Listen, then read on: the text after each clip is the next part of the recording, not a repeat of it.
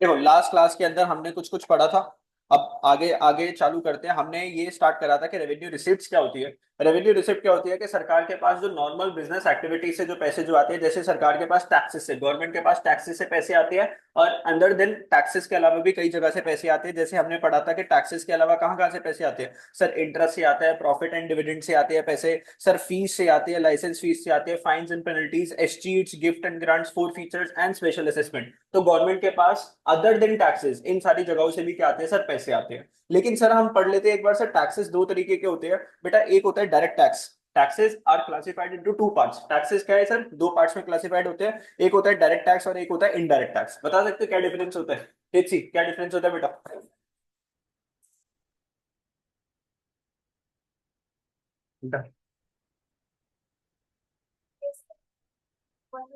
देखो direct tax अगर मैं बहुत सिंपल लैंग्वेज में अगर आपको बताऊं, सीधी सी बात है, गवर्नमेंट ने आपसे पूछा हाँ भाई कितने पैसे कमाए, उसने बोला सरकार 10 लाख रुपए, उसने बोला 10 लाख के ऊपर इतना टैक्स मेरे को दे दे। लेट सपोज गवर्नमेंट ने बोला 1.5 लाख रुपीज का टैक्स दे दे, कितने पैसे कमाने पर, 10 लाख रुपीज कमाने पर। तो भैया मैंने सीधा सीधा टैक्स गवर्नमेंट को पे कर दिया। तो डायरेक्ट टैक्स इज समथिंग कि भाई सीधा सा जिस बंदे ने कमाए उस बंदे से क्या करा हमने सर, पैसा निकाला। क्या लिखा हुआ है, it refers to taxes that are imposed, किसके ऊपर लगता है सर, आपकी प्रॉपर्टी के ऊपर भी लगता है। सर जो प्रॉपर्टी के ऊपर डायरेक्ट टैक्स लगता है उसको बोलते हैं कैपिटल गेन टैक्स। क्या बोलते हैं दोस्तों? Capital gain tax. सर कैसे लगता है सर, मान लो तुमने एक प्रॉपर्टी खरीदी 10 लाख रुपीज की, सर 10 साल के बाद वो कितने की हो गई, 1 करोड़ की। तो सर आपने 90 लाख रुपीज ऊपर कमाए ना, 10 लाख से 1 करोड़ हो गया, तो 90 लाख रुपीज आपने ऊपर के जो कमाए उसको ऊपर क्या देना पड़ेगा आपको, टैक्स देना पड़ेगा। उसको बोलते हैं प्रॉपर्टी के ऊपर tax. And income of individuals, तो भैया इनकम ऑफ इंडिविजुअल्स आपसे पूछा गया कितने पैसे कमाए, आपने बोला सरकार 10 लाख रुपए। तो गवर्नमेंट ने बोला 1.5 लाख रुपीस का चुपचाप से क्या डिपॉजिट कर दे, टैक्स डिपॉजिट कर दे। तो ये भी कौन सा टैक्स हो गया आपका, डायरेक्ट टैक्स हो गया। कंपनीज के ऊपर भी लगता है and their burden can not be shifted. सबसे इंपॉर्टेंट बात सर, अगर आपने पैसे कमाए हैं तो आपको ही टैक्स पे करना पड़ेगा, इसका बर्डन किसी और के ऊपर शिफ्ट नहीं कर सकते। Sir whereas indirect tax की अगर मैं बात करूं तो ध्यान से मेरी बात सुनना। सर एक शॉपकीपर था, कौन था शॉपकीपर, दुकानदार। दुकानदार ने आप लोगों को सामान बेचा कितने का, 5 लाख रुपीज का। अब उस 5 लाख के ऊपर बच्चों जीएसटी लगा हुआ है, मान लो मैं जीएसटी 10% बोल देता हूँ, हालांकि जीएसटी 10% होता नहीं, आसानी के लिए 10% बोल दिया, कितना हो गया, 50,000 रुपए। तो अब ये जो टोटल बिल कितने का बनेगा, 5 लाख का सामान उसने बेचा, 50,000 का जीएसटी हो गया, तो सामान टोटल कितने का, बिल कितने का बना, 5.5 लाख का। अब देखो जो जीएसटी पे करना है किसको पे करना है, शॉपकीपर को। बर्डन किसको, अगर मैं बोलूं लाइबिलिटी किसके ऊपर है, शॉपकीपर की। शॉपकीपर को जीएसटी लेके गवर्नमेंट को क्या करना है, डिपॉजिट करना है। लेकिन शॉपकीपर अपने ऊपर बर्डन नहीं लेता, वो बर्डन किसके ऊपर शिफ्ट कर देता है, कस्टमर के ऊपर शिफ्ट कर देता है। तो कस्टमर बिल बनाए और शॉपकीपर बिल बनाएगा कितने का, 5.5 लाख रुपीज का। कस्टमर से कितने पैसे आएंगे, 5,50,000। 5 लाख रुपए वो अपनी जेब में रखेगा और 50,000 किसके ऊपर डाल दे, किसको पे कर देगा, गवर्नमेंट को पे कर देगा।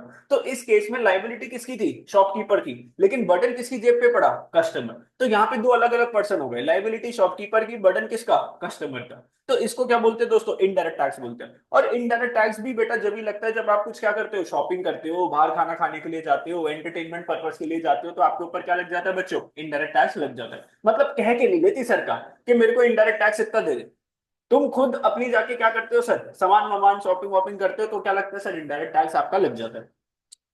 जीएसटी, जिसका नाम क्या है सर आपका, GST. Indirect taxes are those taxes which can be shifted to another person. तो शॉपकीपर ने किसके ऊपर शिफ्ट करा, कस्टमर के ऊपर।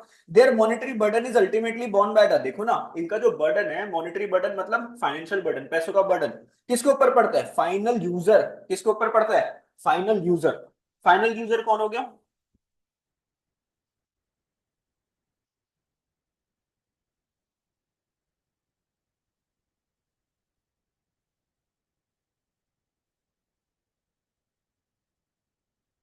ठीक है, फाइनल फाइनल बर्डन कौन हो गया, फाइनल बर्डन किसके ऊपर पड़ गया बच्चों, फाइनल यूजर के ऊपर, rather than the person on home the tax is levied. Tax किसके ऊपर लेविड था, शॉपकीपर के ऊपर। टैक्स किसके ऊपर लेविड था, शॉपकीपर के ऊपर। बर्डन किसके ऊपर आया बच्चों, बर्डन किसके ऊपर आया, बर्डन किसके ऊपर आया, फाइनल यूजर, जिसने कस्टमर, जिसने गुड्स एंड सर्विसेज को क्या करा बच्चों, यूज करा। ठीक है चलो, इससे और अच्छे से क्या समझाऊं आप लोगों को आगे। इन डायरेक्ट टैक्सेस की अगर मैं बात करूं, द लाइबिलिटी टू पे the burden and the actual burden of tax lies on the same person. तो लाइबिलिटी और बर्डन एक ही पर्सन के ऊपर होता है। They directly affect the income level and purchasing power of the people. भैया ये आपके इनकम लेवल और परचेजिंग पावर को डायरेक्टली इंपैक्ट करेगा। जैसे मान लो आपने 10 लाख की आपकी जॉब थी, कितने पैसे कमाए? 10 लाख। आपकी परचेजिंग पावर कितनी थी? कितने का परचेज कर सकते थे सामान? 10 लाख रुपए का परचेज कर सकते थे। लेकिन आपने टैक्स कितना भर दिया? 1.5 लाख रुपीस। तो अब आपकी जेब में कितने पैसे रह गए 1.5 लाख का टैक्स भरने के बाद? 8.5 लाख। तो आपकी परचेजिंग पावर एकदम से कितने से कम हो गई? 1.5। 10 लाख की परचेजिंग पावर कितने की रह गई? 8.5 लाख रुपीस की रह गई। तो क्या लिखा हुआ है? They directly affect the income level and purchasing power of people and help to change the level of aggregate demand in the economy. Sir मैं पहले 10 लाख की डिमांड कर सकता था, अब सिर्फ डिमांड कितने की कर सकता हूँ? 8.5 लाख रुपीस की। तो 1.5 लाख से डिमांड क्या होगी सर? कम हो गई। It helps to maintain inflation. Sir inflation को कंट्रोल करने में क्या करता है सर? हेल्प करता है। इन्फ्लेशन कब होती है बच्चों? महंगाई कब होती है? जब डिमांड इज मोर देन क्या होता है? सप्लाई। अब सर मैंने बंदे जो 10 लाख रुपए जिसने कमाया था उसको किस किस पर ले आया? 8.5 लाख पर। तो मैंने 1.5 लाख से डिमांड क्या कर दी? कम कर दी, ताकि इकोनॉमी में ज्यादा ना तो इन्फ्लेशन हो ना डिफ्लेशन हो। चीजें क्या रहनी चाहिए सर? प्राइसेस कैसे रहने चाहिए? स्टेबल। इसके कुछ एग्जांपल क्या ले लो? Income tax and corporate tax इसका एग्जांपल हो गया। फिर बात करते हैं sir indirect tax. They are imposed on goods and services. भैया रे अगर तू कोई गुड्स लेगा कोई सर्विसेज लेगा तो तेरे ऊपर क्या लगाएंगे? Indirect tax. बोले तो जीएसटी लगाएंगे। अगर तूने ना तो गुड्स लिया ना सर्विसेज लिया तो कोई इनडायरेक्ट टैक्स लगेगा ही नहीं। द लाइबिलिटी टू पे the tax and the actual burden of tax lies on different person. ठीक है, लाइबिलिटी किसकी? शॉपकीपर की। बर्डन किसका? कस्टमर का। Its burden can be shifted to others. They can be avoided. आप इसको बचा सकते हो by not entering into the transaction which call for such services. मान लो अगर तुमको एक मोबाइल फोन लेना था, ठीक है, अब मान लो जरूरत थी तुम्हें, एक मोबाइल फोन 10,000 का भी आता है, एक मोबाइल फोन 50,000 का भी आता है। तुमने जानबूझ के फोन कितने का लिया? 50,000। तो इसके ऊपर तुमने ज्यादा टैक्स पे करा होगा ना, 50,000 के फोन के ऊपर टैक्स ज्यादा पे करा। तो भैया अगर तुम चाहते टैक्स कम पे करना तो तुम 10,000 का फोन लेते, टैक्स सरकार को क्या जाता बच्चों? कम जाता। तो या तो आप फोन खरीदते ही ना, और खरीदना था तो सस्ता खरीद लेते ताकि तुम्हारी जेब से किसका बर्डन ना पड़े सर? टैक्स का बर्डन ना पड़े। ठीक है। यस। चलो ये चीज मैंने आप लोगों को समझा दी। अब बच्चों रेवेन्यू रिसीट्स हमने क्या करा? खत्म करा। अब बात करते हैं दोस्तों किसकी? कैपिटल रिसीट्स की। आ जाओ, क्या होता है sir capital receipts? Capital receipts refers to those receipt which either create a liability. Sir अगर मैंने बैंक से लोन लिया तो मेरे पास पैसे तो आए। रिसीट का मतलब क्या होता है? पैसों का इनफ्लो, पैसों का आना। पैसे के आने को क्या बोलते हैं सर? रिसीट बोलते हैं। ठीक है, तो पैसों का इनफ्लो हुआ तो पैसे तो आए। कैसे आए? मैं बैंक के पास गया, बैंक को बोला बैंक बैंक पैसे दे दे। बैंक ने मेरे को 10 लाख रुपए का लोन दे दिया। लेकिन बेटा इस लोन से मेरी लाइबिलिटी क्या हो गई? बढ़ गई। तो it refers to those receipts which creates a liability और causes a reduction in asset. मान लो मेरे पास एक घर पड़ा हुआ था, उस घर को मैंने बेच दिया और उससे मेरे पास क्या आ गए बच्चों? पैसे आ गए। Reduction in the asset of the government. Asset क्या हो गई दोस्तों? गवर्नमेंट की कम हो गई। तो या तो मेरी लाइबिलिटी बढ़ गई या एसेट मेरी कम हो गई। ऐसी रिसीट्स को क्या बोलते हैं दोस्तों? कैपिटल रिसीट्स बोलते हैं। मतलब it is not connected to business. ये किसके साथ कनेक्टेड नहीं है? बिजनेस। सर मैं कोई हर टाइम थोड़ी ना मेरे पास लोन से पैसे आते रहते हैं, या थोड़ी ना हर महीने मैं अपनी एसेट को बेचता रहता हूँ। ये कभी कभार होने वाली चीजों में से होता है। तो इसलिए क्या लिखा है? Non recurring. कभी कभार होने वाली चीज है। रेकरिंग का मतलब क्या होता है? बार बार होने वाली चीज। And non routine in nature. ठीक है, ये थोड़ी ना सर हम हर महीने लोन लेने पहुंच जाते हैं बैंक से, बैंक हम दोबारा से आगे ला लोन दे दे, ऐसे नहीं। तो सोर्सेज ऑफ कैपिटल रिसीट, कहां कहां से पैसे आएंगे कैपिटल रिसीट के नाम के? बच्चों सबसे पहला तो क्या है? बोरिंग। अगर आपने लोन लिया, लोन लिया, पैसे तो इनफ्लो तो हुआ, पैसे तो आए, लेकिन लाइबिलिटी बढ़ गई।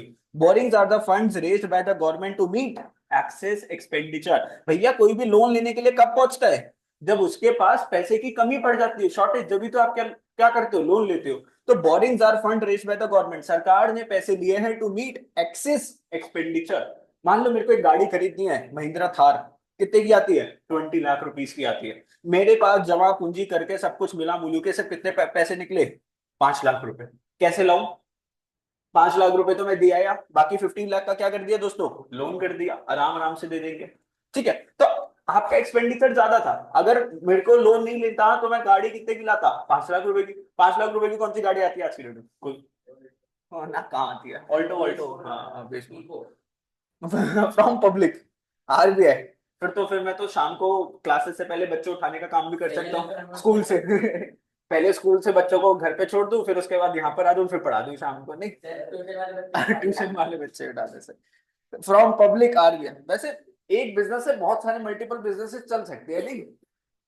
फिर शाम को ये बच्चे मोमोज खाने के लिए निकलते हैं, फिर शाम को 7 बजे फटाफट से यहाँ पे बंद करके फिर दुकान पे बैठ जाऊं एक मोमोज की, नहीं? फिर वहां पे पकड़ लूं बच्चों को। From public. तो बोरिंग कहां से कर सकती है सरकार? पब्लिक से ले सकती है। पब्लिक से लेती है, कैसे लेती है बोलो, एक एग्जांपल बोलो, पब्लिक से कैसे पैसे लेती है सरकार? पब्लिक से कैसे पैसे लेती है? शेयर से थोड़ी ना पैसे लेती है। पोस्ट ऑफिस है, पोस्ट ऑफिस। पोस्ट ऑफिस किसका बैंक है? सरकार का बैंक है एक तरीके से। पोस्ट ऑफिस में आप जितनी भी एफडीज वगैरह करवाते हो, जो भी आप उसके अंदर, जैसे किसान विकास पत्र हो गया, नेशनल सेविंग सर्टिफिकेट हो गया, मंथली इनकम स्कीम हो गई, उसके अंदर जो आप पैसे जो लगाते हो किसके पास जाता है? गवर्नमेंट के पास जाता है। फॉरेन गवर्नमेंट से पैसे आए गवर्नमेंट के पास लोन लेके, इंटरनेशनल इंस्टीट्यूशन जैसे world bank, international monetary fund से क्या लिया गवर्नमेंट ने? लोन लिया। Recovery of loans. Sir recovery of loans का मतलब क्या हुआ sir? Government grants various loans to state government, union territories. Recovery of such loan is a capital receipt as it reduces the asset of the government. भैया loan जो देता है उसके लिए क्या होती है? एसेट होती है। मान लो गवर्नमेंट ने किसी को लोन दे रखा है, स्टेट गवर्नमेंट को, मान लो मोदी जी ने, मोदी ने लोन दिया किसको? किसी सीएम का नाम बता दो, किसी स्टेट का। केजरीवाल तो गया भाई। जो भी है, मान लो पुराना एग्जांपल ले लेते हैं। मान लो मोदी ने लोन दिया केजरीवाल।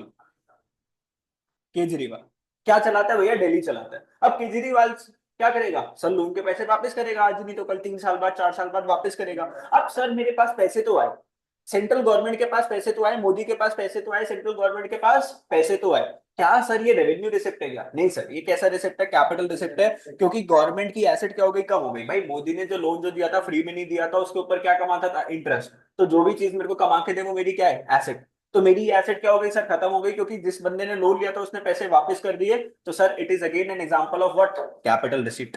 सर और कौन सी रिसीट्स होती है sir? Disinvestment, small savings. Small savings. ये जितने भी बच्चे ऑनलाइन क्लास ले रहे हैं ना, इनको ये नहीं पता कि सर दोबारा से पढ़ा रहे हैं, कितने मजे से और कितने बढ़िया तरीके से पढ़ा रहे हैं, हमारी रिविजन हो जाती। और दूसरी पढ़ाई से क्लास भी भागने, पढ़ाई से भागने वाले बच्चे हैं ये। सोचो अगर मैं भागने वाले में से होता, ना पढ़ाने वाले में से होता, तुम्हारा क्या हो रहा होता? सोचो, मैं पूरी उससे सर देखो, पढ़ा के आते इसके नहीं है। पहले मैथ की क्लास थी, कैसे ले। अच्छा, डिसइन्वेस्टमेंट। उज्जवल भाई नाराज हो गए, कह रहा सर अभी मिलो आप बाहर।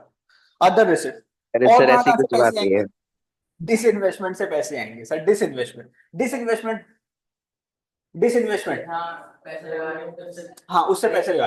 मान लो अगर मैंने, गवर्नमेंट है, गवर्नमेंट ने रिलायंस इंडस्ट्रीज के शेयर खरीद लिए थे, तो उसको क्या बोलते हैं? इन्वेस्टमेंट। लेकिन किसी कारणवश सर पैसे की जरूरत पड़ गई गवर्नमेंट को, due to any reasons requirement पड़ गई किसी पैसे की, तो उसने क्या करा? रिलायंस इंडस्ट्रीज के शेयर्स को बेच दिया। तो एसेट कम हो गई ना, पैसे आए लेकिन क्या खत्म हो गई सर? हमारी एसेट कम हो गई। तो it refers to act of selling a part of whole of the shares of selected PSUs held by the government. They are termed as capital receipt as they reduce the. Sir government की assets क्या हो गई दोस्तों यहाँ पे इस case के अंदर? कम हो गई। ओके, ओके, समझे मेरी बात? Small savings, small savings. It refers to fund raise from the public in the form of, देखो ना, पब्लिक से पैसा लिया कहां से? पोस्ट ऑफिस से। हमारे यहाँ पे खुला हुआ है ना पोस्ट ऑफिस शास्त्री नगर में। नेशनल सेविंग सर्टिफिकेट, केवीपी क्या होता है? किसान विकास पत्र। आप लोग इसमें पैसे लगाते हो और पैसे किसके पास पहुंच जाते हैं बच्चों? गवर्नमेंट के पास पहुंच जाते हैं। They are treated as capital receipt as they lead to increase in the liability. सरकार पैसे तो ले रही है, लेकिन बच्चों सरकार की क्या इंक्रीज हो गई बच्चों? लाइबिलिटी इंक्रीज हो गई ना। तो पैसे तो आए लेकिन उसने क्या बढ़ा दिया? लाइबिलिटी बढ़ा दी। ठीक है, चलो अब नया टॉपिक पढ़ते हैं, बजट के एक्सपेंडिचर्स। तो देखो ध्यान से, budget expenditure refers to estimated expenditure. Sir खर्चा करा नहीं है, खर्चा करने का भी प्लान कर रहे हैं of the government during a given fiscal year. तो it is just the estimation of the expenditure, it is not the actual expenditure. तो सरकार अभी से प्लानिंग कर रही है कि अगर इतने पैसे आ जाएंगे तो यहाँ पे खर्चा करेंगे, वहां पे खर्चा करेंगे। तो it is only about planning. Sir expenditures are of two types, कौन कौन से सर? एक रेवेन्यू एक्सपेंडिचर होता है, और एक कौन सा एक्सपेंडिचर है सर? आपका कैपिटल एक्सपेंडिचर है। सर बचपन से आप पढ़ते आ रहे हो, फटाफट से रिवाइज करवा देता हूँ। रेवेन्यू एक्सपेंडिचर क्या होते हैं सर? सीधी सी बात याद करना, ये स्मॉल एक्सपेंसेस होते हैं, छोटे छोटे खर्चे हैं। कैसे नेचर के? रेगुलर नेचर के होते हैं कि सर ये हर महीने होंगे। जैसे मान लो सरकार क्या कर रही है सर? सैलरी पे कर रही है गवर्नमेंट एम्प्लॉइज को। ये एक तरीके से किसका एग्जांपल हो गया सर? रेवेन्यू एक्सपेंडिचर का एग्जांपल हो गया। तो it refers to expenditure which neither creates an asset. Sir मैं खर्चा कर रहा हूं, लेकिन इसके वजह से मेरी एसेट बढ़ेगी नहीं। Nor causes reduction in liability, ना ही मेरी लाइबिलिटी कम होगी। मान लो अगर मैंने कोई लोन ले रखा था और लोन के पैसे मैंने वापस करे, तो ये रेवेन्यू एक्सपेंडिचर नहीं है। मान लो मैंने एक जाके घर खरीद लिया, खर्चा तो है लेकिन ये रेवेन्यू एक्सपेंडिचर नहीं है, क्योंकि हर महीने थोड़ी ना कर सकता हूं मैं ये चीज। It is recurring in nature. Sir ये बार बार होता है सर, रेकरिंग, हर महीने आपको देखने को मिल जाएगा ये। It is incurred on normal functioning of government. तो सर नॉर्मल बिजनेस चलाने के लिए, नॉर्मल डेली की गवर्नमेंट को रन करने के लिए ये खर्चे लगते हैं sir. And the provisions of various services, जैसे कि पेमेंट ऑफ सैलरीज, पेंशन पे करना, इंटरेस्ट पे करना। अब देखो सरकार ने पब्लिक से पैसे लिए, लेकिन पब्लिक ने तो फ्री में पैसे नहीं देना, पब्लिक क्या मांगेगी गवर्नमेंट से? इंटरेस्ट। तो ये जो हर महीने जो इंटरेस्ट पे करना है पब्लिक को, sir expenditure on administrative services, sir defence की सर्विसेज हो गई, सर हेल्थ की सर्विसेज हो गई, ग्रांट्स टू स्टेट, कोई स्टेट है उसके अंदर कोई भी सर हेल्प करनी पड़ गई। ग्रांट का मतलब क्या होता है? फाइनेंशियल हेल्प करनी पड़ गई। जैसे मान लो अगर कोई उड़ीसा के अंदर बहुत फ्लड आ गई, तो बहुत नुकसान हो गया, तो सेंट्रल गवर्नमेंट क्या करती है सर? उसकी हेल्प करती है। ठीक है, तो ये सब कौन से एक्सपेंडिचर हो गए दोस्तों? रेवेन्यू एक्सपेंडिचर्स हो गए। ठीक है, छोटे छोटे खर्चे, रेगुलर नेचर के खर्चे, नॉर्मल बिजनेस फंक्शनिंग में जो लगते हैं उसको क्या बोलते हैं सर? Revenue expenditures. सर एक होते हैं कैपिटल एक्सपेंडिचर। क्या होता है capital expenditure? It refers to expenditure which either creates an asset. Sir asset बढ़ेगा, सर यहाँ पर एसेट नहीं बढ़ा था और यहाँ पे लाइबिलिटी भी कम नहीं हुई थी, किसके अंदर? Revenue expenditure. लेकिन कैपिटल एक्सपेंडिचर ऐसा हो गया कि मान लो गवर्नमेंट ने कोई एसेट परचेज करी। क्या परचेज करी गवर्नमेंट ने? कोई एसेट। तो मैंने खर्चा करा, मेरी एसेट बढ़ गई, या फिर सर मेरी लाइबिलिटी कम हो गई। मान लो मैंने कोई लोन ले रखा था और उसके पैसे मैंने क्या कर दिए सर? वापस कर दिए। तो या तो मेरा एसेट बढ़ गया या मेरा लाइबिलिटी कम हो गई। इसको क्या बोलते हैं? कैपिटल एक्सपेंडिचर बोलते हैं। Sir it is non recurring in nature. Sir ये हर महीने नहीं होता सर, कभी कभार होने वाले खर्चे हैं। It adds to the capital stock of the economy and increases its productivity through expenditure in long period development programmes like metro, flyover. तो सर ये बड़े बड़े कैपिटल एक्सपेंडिचर हो गए ना, मेट्रो बनानी, फ्लाईओवर बनाना, ये सारे क्या हो गए दोस्तों? बड़े बड़े खर्चे हो गए। ठीक है, और ये लाइफ टाइम फिर आपको क्या करके देंगे सर? कमा के देंगे। तो कैपिटल एक्सपेंडिचर ऐसे भी मान लो कोई ऐसा एसेट आपने परचेज कर दिया और लाइफ टाइम आपको क्या अर्न करके देगा सर? अर्निंग्स कमा के देगा। तो कैपिटल स्टॉक, मान लो सरकार ने कोई मशीन्स वगैरह परचेज करी, जिससे आगे चल के क्या होंगे सर? और इंफ्रास्ट्रक्चर के प्रोजेक्ट्स बनेंगे, जिससे गवर्नमेंट को क्या होगा? मनी का इनफ्लो होगा, पैसों की कमाई होगी। Example loans to the state, तो स्टेट गवर्नमेंट को लोन दिया, अब फ्री में तो दिया नहीं, क्या आएगा उससे? इंटरेस्ट आएगा।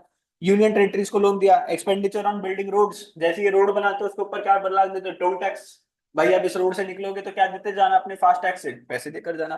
Flyovers, factories, purchase of machinery, repayment of borings, etcetera. ये सारा किसका एग्जांपल हो गया? आपका कैपिटल एक्सपेंडिचर का आपका एग्जांपल हो गया। कोई दिक्कत इसके अंदर? No sir. बोलो। अब आपका इंपॉर्टेंट टॉपिक निकल के आया, मेजर्स ऑफ गवर्नमेंट डेफिसिट। जैसे आपका गवर्नमेंट का ऑब्जेक्टिव बहुत इंपॉर्टेंट है गवर्नमेंट बजट के, ऐसे यहाँ पे मेजर्स ऑफ गवर्नमेंट डेफिसिट क्या है? सबसे इंपॉर्टेंट एक ना एक क्वेश्चन इसमें से देखने को मिलेगा, या तो रेवेन्यू डेफिसिट का, या फिस्कल, या प्राइमरी डेफिसिट का। तो मेजर्स ऑफ गवर्नमेंट डेफिसिट, बेटा गवर्नमेंट डेफिसिट का मतलब क्या होता है? किसी चीज की कमी हो जाना। कमी कब होगी गवर्नमेंट डेफिसिट में? कब चली जाएगी? जब गवर्नमेंट के एक्सपेंडिचर ज्यादा होगी, किससे? उसकी अर्निंग से। तो एक्सपेंडिचर इज मोर देन उसकी इनकम से। एक्सपेंडिचर ज्यादा हो गया किससे? इनकम से। तो जब आप खर्चा ज्यादा करोगे, मान लो ना गवर्नमेंट ने 20 लाख का खर्चा करा, कमाई से कितने पैसे थे? 10 लाख। तो गवर्नमेंट ने 10 लाख का क्या लिया होगा सर? लोन लिया होगा। तो गवर्नमेंट किस में चलेगी सर? डेफिसिट में चलेगी। सर कमाए 10 लाख थे, खर्चा 20 लाख का कैसे करा? 10 लाख रुपए मांगे। तो budgetary deficit is defined as excess of expenditure, और कौन सा expenditure? Estimated expenditure over total estimated revenue. Sir expenditure is more than what? Revenue. और वर्ड क्या लगा देना? एस्टिमेटेड। तो ये क्या हो जाएगा सर? गवर्नमेंट किसमें चलेगी? डेफिसिट में चलेगी। When the government spends more than it collects, sir जितना पैसा आया नहीं था उससे ज्यादा खर्च कर दिया, देन इट इनकर्स अप, तो गवर्नमेंट किसमें चलेगी दोस्तों? बजटरी डेफिसिट के अंदर चलेगी। सर बजटरी डेफिसिट तीन तरीके के होते हैं, एक रेवेन्यू डेफिसिट होता है, एक फिस्कल डेफिसिट होता है, और एक कौन सा डेफिसिट है सर? प्राइमरी आपका डेफिसिट होता है। एक एक करके सारे पढ़ना स्टार्ट करते हैं। सबसे पहले पढ़ते हैं दोस्तों रेवेन्यू डेफिसिट। क्या होता है रेवेन्यू डेफिसिट? सबसे पहले फॉर्मूले के ऊपर फोकस करो, बहुत सिंपल है। सर डेफिसिट में अगर जाना है तो एक्सपेंडिचर ज्यादा होना चाहिए, किससे? रिसिप्ट से। रेवेन्यू से ज्यादा होना चाहिए। तो सर फॉर्मूला क्या बना रेवेन्यू डेफिसिट का? कि revenue expenditure minus revenue receipts. Sir expenditure कर दिया कितने का? 100 लाख का, और पैसे सिर्फ कितने आए थे? 70 लाख रुपीज आए थे। तो सर रेवेन्यू डेफिसिट कितना हो गया सर?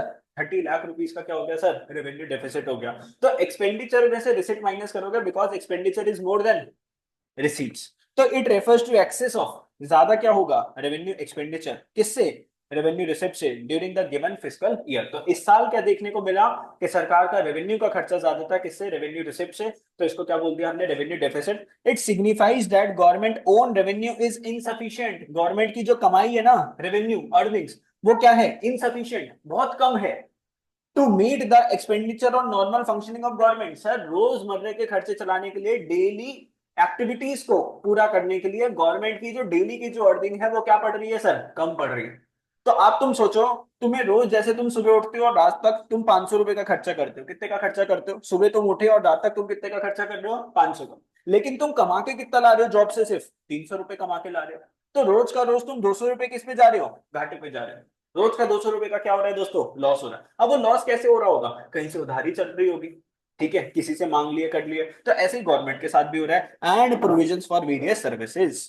चलो, अब सर ये रेवेन्यू डेफिसिट से होगा क्या, इंप्लीकेशन सबसे इंपॉर्टेंट क्या है सर, इंप्लीकेशन क्या है सर। अगर रेवेन्यू डेफिसिट होगा तो गवर्नमेंट क्या करेगी, तो देखो इंप्लीकेशन क्या है इसका। It means government is not able to meet its regular and recurring expenditure. Revenue deficit का मतलब क्या है कि सरकार अपने रोज के खर्चे क्या नहीं कर पा रही सर, पूरे नहीं कर पा रही, ठीक है। It implies that government is, अरे सर जब एक बात बताओ, सर आप बोल रहे हो सरकार रोज का 500 का खर्चा कर रही है, कमा 300 रुपए लिए, तो बाकी के 200 रुपए कहां से आ रहे हैं बेटा, या तो सरकार ने पुराना पैसा जो जोड़ रखा है उसमें से क्या हो रही है सर, डिसेविंग्स हो रही है। जो पुराना पैसा जो जोड़ रखा था उसमें से निकाल निकाल के गवर्नमेंट क्या कर रही है सर, खर्चा कर रही है। अब कोविड में ये चीज हुई थी, हमारे फैमिली में भी हुई थी सर, गवर्नमेंट में भी हुआ था। मान लो इतनी अर्निंग्स नहीं आ रही लेकिन घर में सर खर्चा तो हो रहा था, तो घर में खर्चा किससे चल रहा था सर, पुरानी सेविंग से चल रहा था। ऐसी गवर्नमेंट के साथ भी तो, गवर्नमेंट जो फ्री में इतना राशन पानी जो बांट रही थी कर रही थी, कैसे कर रही थी, पुराने जुड़े हुए पैसे से। Government has to make up this deficit from capital. ओहो सर, ये जो डेफिसिट है इसको भरपाई कहां से होगी सर, पैसे कहां से आएंगे, कैपिटल रिसीट से पैसे आएंगे, थ्रू बोरिंग्स और डिसइन्वेस्टमेंट। तो अब देखो, अब खर्चा तो करना ही है सर, गवर्नमेंट को चलाने के लिए खर्चा तो करना ही पड़ेगा। अगर पैसे नहीं है और तुम खर्चा नहीं करोगे तो गवर्नमेंट क्या हो जाएगी सर, बंद हो जाएगी, डेली की एक्टिविटीज खत्म। तो गवर्नमेंट को, अब गवर्नमेंट बंद तो नहीं हो सकती, तो क्या करना पड़ेगा सर, गवर्नमेंट इधर उधर दूसरी कंट्री से क्या लेती है सर, पैसे लेती है, दूसरी गवर्नमेंट से क्या लेती है, पैसे लेती है, या पब्लिक से क्या लेती है, पैसे, या फिर क्या करती है, डिसइन्वेस्टमेंट, कोई अपना एसेट है तो उसको क्या कर दिया, बेच दिया। और high revenue deficit gives a warning signal to the government. अगर ये रेवेन्यू डेफिसिट ज्यादा हो गया तो कौन सा वार्निंग सिग्नल मिलता है कि भाई या तो अपने खर्चों को खत्म कर दे या फिर अपनी कमाई को क्या कर दे, बढ़ा दे। भाई दो ही चीजें हो सकती है ना, या तो अपने खर्चे को खत्म कर दो या अपनी इनकम को बढ़ा दो, तो आप रेवेन्यू डेफिसिट से बाहर आ जाओगे। Use of capital receipts for meeting the extra consumption expenditure leads to inflationary situation. अब ध्यान से सुनना सर, सर कैपिटल रिसीट्स के थ्रू अपनी कंजम्पशन एक्सपेंडिचर को पूरा करने के लिए आपने क्या करा सर, लोन लिया। अब लोन कोई भी फ्री में तो देता नहीं है सर। सर मान लो आपने 100 लाख का लोन लिया, तो इस 100 लाख के लोन के ऊपर आपको इंटरेस्ट भी देना पड़ेगा। तो सर दो तरीके से आपकी दिक्कत हो रही है। एक तो आप खर्चा ज्यादा कर रहे हो इनकम से, जिसकी वजह से आपने 100 लाख का लोन लिया, उस लोन के ऊपर आपको किसका भी बर्डन आ गया सर, इंटरेस्ट का भी बर्डन आ गया। तो सर अब गवर्नमेंट इतना पैसा जो लॉस में जो चली गई और इंटरेस्ट का कॉस्ट किससे रिकवर करेगी, आप लोगों से, थ्रू टैक्सेस। तो गवर्नमेंट टैक्सेस को बढ़ाएगी, टैक्सेस को बढ़ाएगी तो क्या आएगा सर, इन्फ्लेशन, क्या आएगी, महंगाई आएगी in the economy. It will lead to increase in the revenue expenditure in future.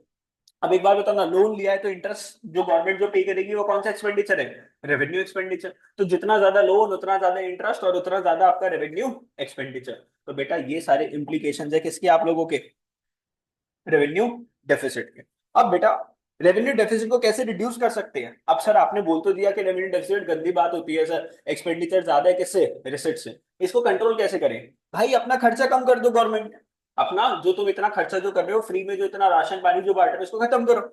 जिसको कमाना है वो कमाएंगे। Government should take serious steps to reduce its expenditure and avoid unproductive और अननेसेसरी एक्सपेंडिचर। सही, कोई ऐसा खर्चा करना जिससे आगे पैसे नहीं आने वाले, वैसा खर्चा मत करो, ठीक है। खर्चा उस जगह पे करो जिसमें पता है आज मैं खर्चा करूंगा तो फ्यूचर में मुझे क्या आएगा सर, रिटर्न आएगा। इंक्रीज रेवेन्यू, या फिर अपनी इनकम को बढ़ा दो। खर्चा करना है तो कोई बात नहीं, करो खर्चे वजह से, लेकिन अपनी क्या बढ़ाओ फिर, इनकम बढ़ाओ। तो government should increase its receive from various sources of tax and non tax revenue. तो या तो टैक्स से पैसे बढ़ाओ या टैक्सेस के अलावा जो बाकी आपके जो आइटम्स है उसके पैसे बढ़ाओ, तो वहां से इनकम अपनी इंक्रीज करो जिसकी वजह से रेवेन्यू डेफिसिट क्या हो पाए बच्चों, खत्म हो पाए। तो this was all about revenue deficit. समझे मेरी बात, नहीं समझे।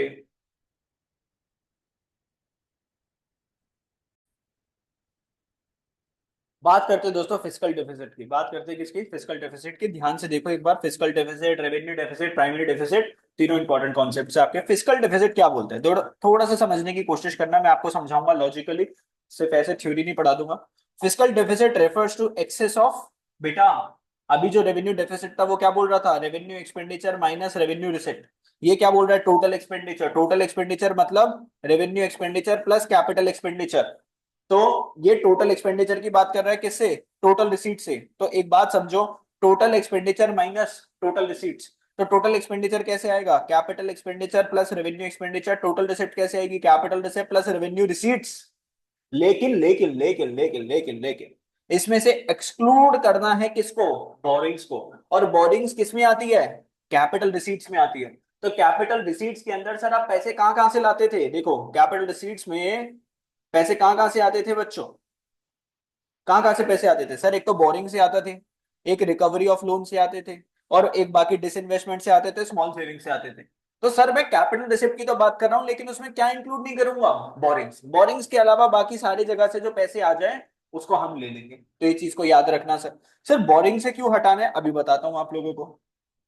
तो एक्सक्लूडिंग बोरिंग, तो ये ध्यान रखना सर, कैपिटल रिसिप्ट में क्या नहीं आएगा सर, बोरिंग्स के जो पैसे हैं उसको आपको इंक्लूड नको करना। The extent of fiscal deficit is an indication of how far the government is spending beyond it's means. Sir fiscal deficit क्या इंडिकेट करता है कि सरकार जो है स्पेंड जो कर रही है बियॉन्ड इट मींस, मतलब अपनी हैसियत से ज्यादा कितना पैसा खर्च कर रही है गवर्नमेंट। सर मान लो गवर्नमेंट ने कमाए थे 100 करोड़ रुपए, गवर्नमेंट खर्च कर रही है 150 करोड़ रुपीस, तो ज्यादा कितने कर दिए, 50 करोड़ ज्यादा पैसे खर्च कर दिए। दिस इज व्हाट आपका फिस्कल डेफिसिट।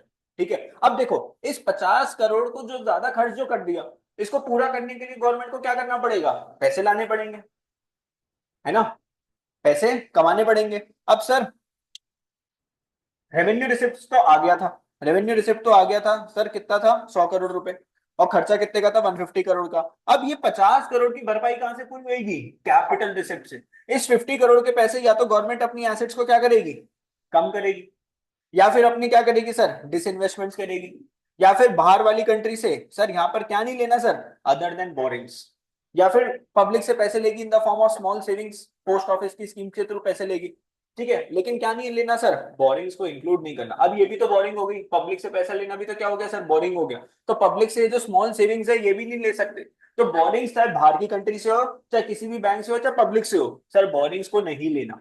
तो गवर्नमेंट के पास दो रास्ते हैं, या तो अपनी एसेट्स को बेच, एक ही रास्ता है बोले तो, अपनी एसेट्स को बेचना पड़ेगा, है ना, एक ही रास्ता है, अपनी एसेट्स को बेचना पड़ेगा बस। या फिर पुराने जो उसने जो लोन्स जो दे रखे हैं वो भी क्या है, आपकी एसेट है, उनसे पैसे मंगवाने पड़ेंगे। तो गवर्नमेंट के पास एक ही रास्ता है कैपिटल एसेट में, कि अपनी एसेट्स को क्या कर दे, कम कर दे, क्योंकि बोरिंग तो कर नहीं सकती गवर्नमेंट।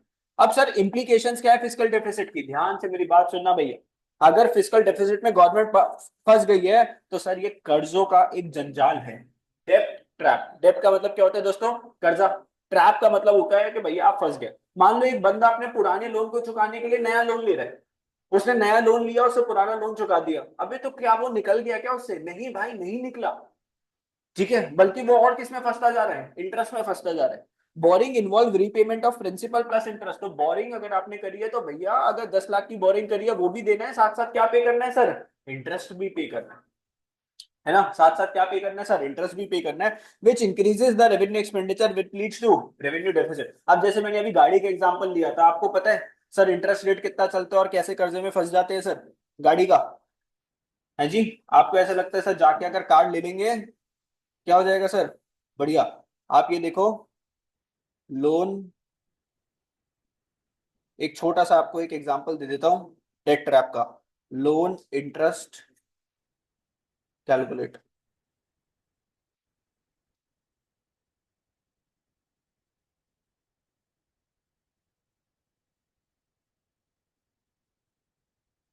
एक देखो कैलकुलेटर दिखाता हूं तुम्हें। सर मान लो तुमने 20 लाख की अपनी गाड़ी लेनी है, 5 लाख रुपए अपने पास, कितने पैसे का लोन लिया, 15 लाख, 1 2 3 15 लाख रुपए का लोन ले लिया। सर अब आप ये जो लोन जो ले रहे हो गाड़ी का, मान लो आपने लोन लिया कितने साल का, 10 साल का आपने लोन ले लिया, चलो 5 साल मान लो, 5 साल का आपने क्या लिया, लोन लिया। सर गाड़ी का जो रेट ऑफ इंटरेस्ट है लगभग आज की डेट में आपको मिल रहा है 10% के आसपास। कितना मिल रहा है, 10% के आसपास आपको रेट ऑफ इंटरेस्ट। बेटा 5 लाख तो आप दे आए थे, 15 लाख का आपने लोन लिया, तो आपको लगा कि गाड़ी कितने की पड़ी, 20 लाख रुपए की। गाड़ी कितने की हुई, 20 लाख रुपए की। लेकिन 5 साल जो आपने इंटरेस्ट जो दिया उसको मिला के आपको गाड़ी कितने की पड़ी है पता है, कहा रे, भाई इंटरेस्ट ही दिखा रहे हैं बस। चलो हम कैलकुलेट कर लेते हैं। मंथली आपको कितना पे करना है? 31,907। 31,907 पे करना है कितने महीने बेटा? 5 साल। 5 साल, 5 साल मतलब कितने महीने हो गए? 60। तो पता है ये 31,907 मल्टीप्लाई बाय अगर आप क्या कर दोगे सर, 60 कर दोगे, तो ये आएगा 19,14,440। कितना आएगा? 15 लाख के तुम्हें कितने पैसे देने पड़ेंगे? लगभग लगभग 20 लाख रुपए देने पड़ेंगे कि लोन प्रोसेसिंग चार्जेस वगैरह होते हैं। तो 20 लाख की गाड़ी कितने की पड़ी आपको? 25 लाख रुपीज की पड़ी। और यकीन मानना बेटा, 25 लाख की गाड़ी है, अब वो 20 लाख की गाड़ी नहीं है, लोन लेके वो गाड़ी कितने की पड़ी? 25 लाख, 5 लाख रुपए ऊपर गए। और फिर जब तुम उसको 5 साल के बाद बेचने के लिए जाते हो ना, तो 25 लाख के 6-7 लाख रुपए भी मिल जाए ना तो बड़ी बात है। 5 साल के बाद 6-7 लाख रुपए भी मिल जाए तो बड़ी बात है। तो एक गाड़ी का अगर तुम देखोगे ना डिप्रिसिएशन जिस हिसाब से होता है या जितनी महंगी पड़ती है गाड़ी, तो आपका दिमाग खुल जाएगा उस दिन जिस दिन आप लगा के देखोगे। हर महीने गाड़ी बहुत महंगी पड़ती है सर। उसकी सफाई, उसकी पार्किंग, गाड़ी की जो पार्किंग का जो रेट है that is 2,500 rupees per month. साल का कितना हो गया? 30,000 रुपए पार्किंग हो गई।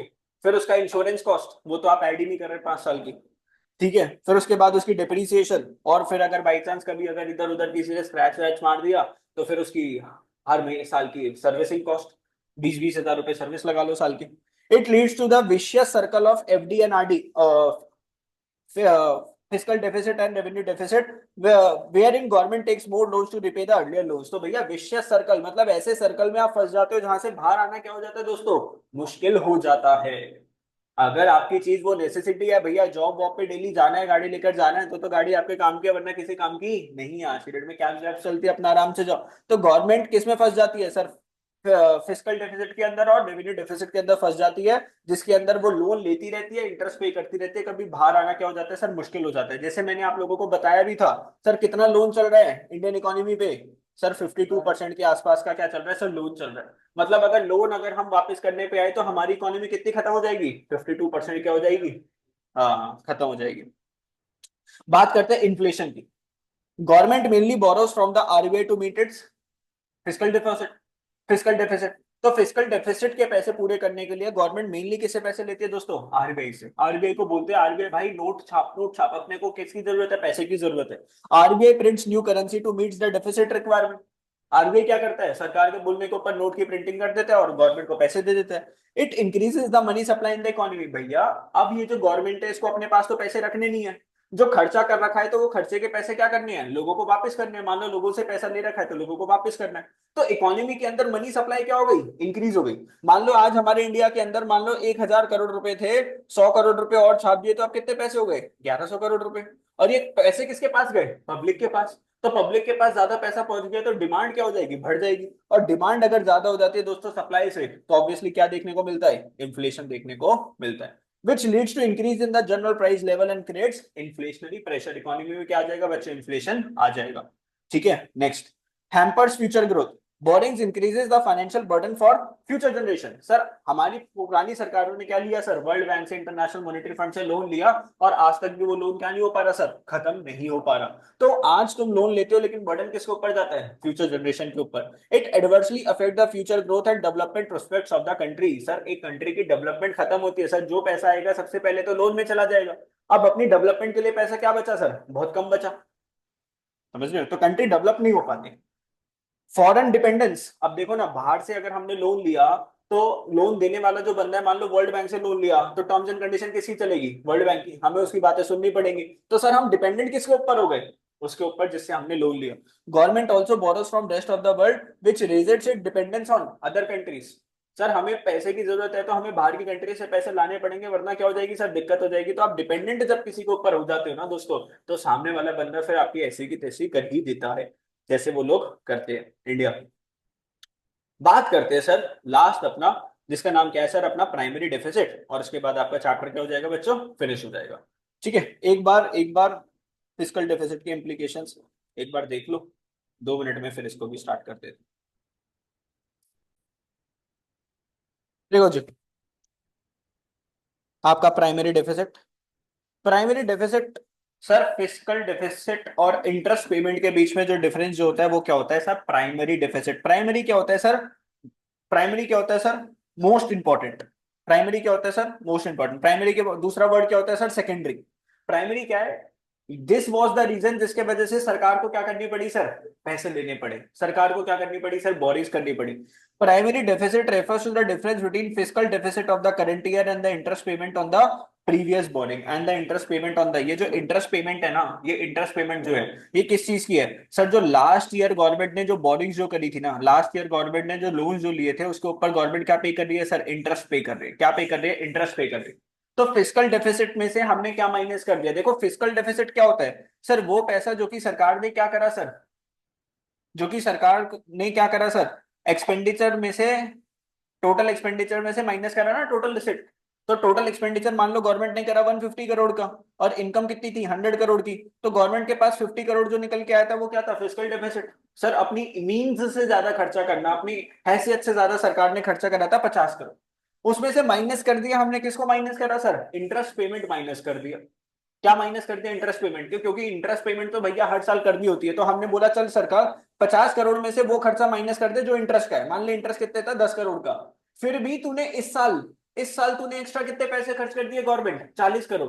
सर ये जो 10 करोड़ रुपए है ये तो पिछले साल का पाप है, इस साल का पाप कितने का है, 40 करोड़ का। समझ रहे हो मेरी बात, नहीं समझ रहे सर, फिस्कल डेफिसिट क्या होता है सर, कि गवर्नमेंट ने इस साल कितना ज्यादा एक्सपेंडिचर करा अपनी टोटल कमाई से, तो मैंने क्या बोला, मान लो गवर्नमेंट ने एक्सपेंडिचर करा 150 करोड़ का, इनकम कितनी थी 100 करोड़, तो इस साल का पाप कितना कर दिया 50 करोड़ का, उसमें से माइनस कर दो वो वाले खर्चे जो कि पिछले साल के, तो पिछले साल की इंटरेस्ट पेमेंट कितनी थी 10 करोड़। अब पिछले साल की जो इंटरेस्ट पेमेंट थी वो इस साल भी करना पड़ेगा, क्योंकि वो बोरिंग कब करी थी, लास्ट ईयर, तो लास्ट ईयर बोरिंग करी थी, लोन इस साल भी पे करना पड़ेगा इंटरेस्ट उसका। तो 10 करोड़ रुपए मैंने पिछले साल का जो लोन जो बोरे जो करा था उसका इंटरेस्ट है, तो इस साल के बेटा, इस साल का जो फिस्कल डेफिसिट है वो कितना निकल के आया, प्राइमरी डेफिसिट इस साल का 40 करोड़ रुपीज निकल के आया। ऐसे समझ सकते हो, बाकी अगर आप फॉर्मूला रटना है तो रट लो, बाकी मैंने आपको समझा दिया। इंप्लीकेशंस ऑफ प्राइमरी डेफिसिट क्या होता है, it indicates how much of the government borrowings are going to meet expenses other than, तो इंटरेस्ट के अलावा कितने एक्सपेंसेस है 40 करोड़ रुपए के, इंटरेस्ट के अलावा कितने एक्सपेंसेस है 40, टोटल एक्सपेंसेस थे 50 करोड़, उसमें से 10 करोड़ इंटरेस्ट के एक्सपेंसेस हटा दिए, तो अदर देन इंटरेस्ट कितने एक्सपेंसेस हो गए 40 करोड़ के। The difference between fiscal deficit primary deficit shows the amount of interest payment on the borings made in the past. तो अगर तुम सोचो ना, फॉर्मूला क्या लिखा हुआ है, primary is equals to fiscal minus interest, अगर मैं प्राइमरी डेफिसिट में से माइनस कर दूं फिस्कल डेफिसिट, तो वो क्या दिखाएगा, माइनस में क्या दिखाएगा, इंटरेस्ट पेमेंट। या फिर एक काम करो ना, इंटरेस्ट पेमेंट को इस साइड ले आओ, interest payment is equals to fiscal deficit minus primary deficit. तो फिस्कल डेफिसिट में से अगर प्राइमरी डेफिसिट माइनस कर दोगे तो क्या निकल के आएगा, इंटरेस्ट पेमेंट निकल के आएगा।